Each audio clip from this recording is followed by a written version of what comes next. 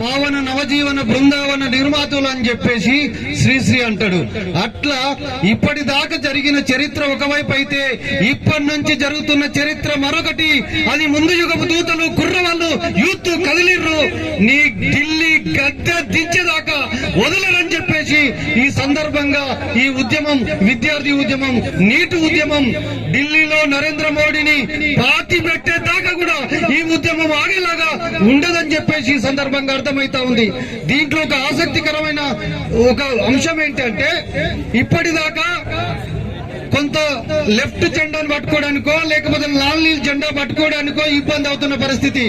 కానీ ఈ ఉద్యమంలో గతంలో ఎన్నడూ లేనట్టుగా ఒక ఉద్యమం కలిస్తే ఇంకో ఉద్యమం కలవనట్టుగా ఉండేది.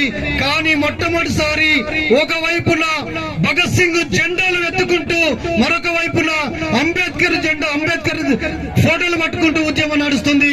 ఈ రెండు కలిసి ఉద్యమంగా మారితే ఈ దేశంలో ఉన్న నరేంద్ర మోడీ తప్పక కూలిపోయే పరిస్థితి రాబోతుందనే దానికి సంకేతంగా ఈ ఉద్యమం నడుస్తా ఉంది.